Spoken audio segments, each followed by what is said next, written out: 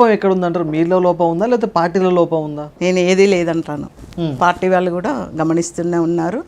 ఎదిగే వాళ్ళని ఎదగనిస్తారు. ఏది కావాల్సిన వాళ్ళు స్ట్రాంగ్గా ఎదిగే వాళ్ళు ఇక్కడి వరకే ఉంటారు. ఏదో మీద మీద షోక్ టప్ప ఎదిగే వాళ్ళు పోస్టులు మీరు అనేది అర్థమైంది నాకు. ఓకే. అంటే పోస్టులు అనేది అవి ఏమంటారు అప్పుడే షోక్ టప్ప వరకే. కానీ వాస్తవానికి మీ బీజేపీ పార్టీలో కొంతమంది సీనియర్ నాయకులు అయితేంది, సీనియర్ నాయకురాలు అయితేంది మిమ్మల్ని కావాలని రాజకీయంగా అనగదొక్కుతున్నారనే ప్రచారం కూడా జరుగుతుంది. అది వాస్తవం కాదంటారా? పెద్ద నాయకులు నన్ను అనగదొక్కే ఆలోచన ఉంది అంటే నేను గట్టి పోటీ ఇస్తున్నానే కదా అర్థం. అవునా కదా? మీ క్వశ్చన్లోనే ఉంది ఆన్సర్. బీజేపీ పార్టీలో ఏ పదవులు అనుభవించారు మీరు? నేను గ్రౌండ్లో సెక్రటరీ చేశాను, డిస్ట్రిక్ట్లో మహిళా వైస్ ప్రెసిడెంట్ చేశాను. ఇప్పుడు ఇంకా కమిటీ వేయలేదు. కమిటీ వేస్తే వాళ్ళు ఏది ఇచ్చినా నేను చేయడానికి సిద్ధంగా ఉన్నాను. మళ్ళీ అవకాశం ఇచ్చే అవకాశాలు ఉన్నాయా పార్టీ మీకు? దేంట్లో?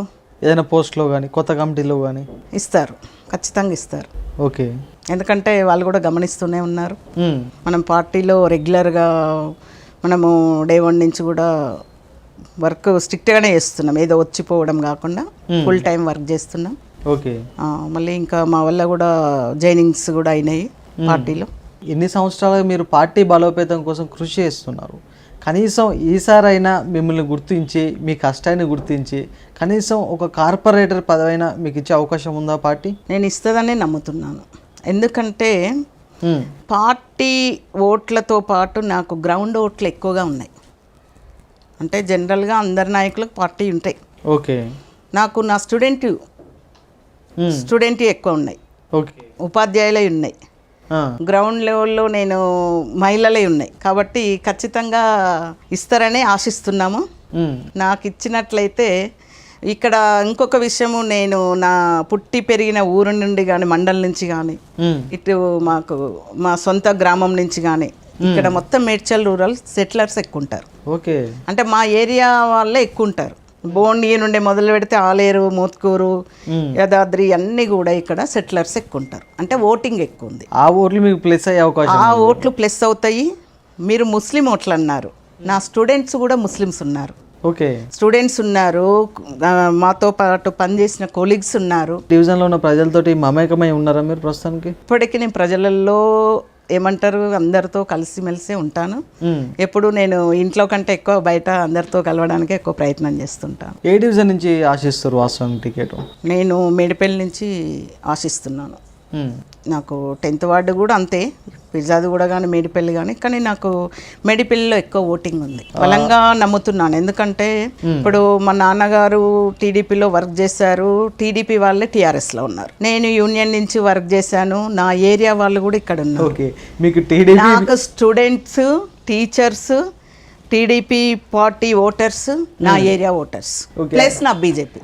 టీడీపీ బీజేపీ అంటే నేను బీజేపీ నాయకుల కంటే ఇన్ని రకాలుగా నాకు రెట్టింపు ఓటింగ్ శాతం. అయితే మీకు టీడీపీ బీజేపీ ఈ రెండు పార్టీల అలయన్స్ కలిసి వచ్చే అవకాశం ఉంది కదా? చాలా ఉంది. ఎందుకంటే ఇంకొకటి టీఆర్ఎస్ ఎట్లు కూడా పడతాయి నాకు. ఎందుకంటే టీడీపీ వాళ్ళే టీఆర్ఎస్ లో చేరారు, మీరు అది మర్చిపోతున్నారు. ఓకే. ఎందుకంటే టీడీపీ వాళ్ళే టీఆర్ఎస్ లో ఉన్నారు. ఆ ఓటింగ్ శాతం నాకు ఎక్కువగా పడే అవకాశం ఉంది.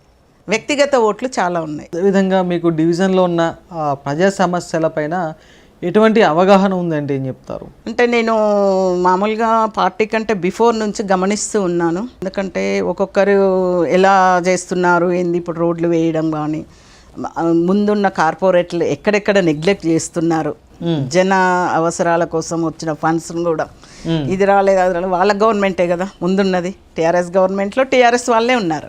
ఉన్నప్పుడు వాళ్ళకు వచ్చిన ఫండ్ను వాళ్ళు కరెక్ట్గా వినియోగించాలి కదా. ఏది కూడా సరిగా పనులు చేయకుండా రోడ్లు కూడా ఎప్పుడు రిపేర్ చేస్తున్నట్టు బిల్డప్ ఇచ్చుకుంటూ ఏదో ఒకటి ప్యాచ్లు వేస్తూ ఏదో చేస్తున్నాం అన్నట్టుగా చేయడం జరుగుతుంది.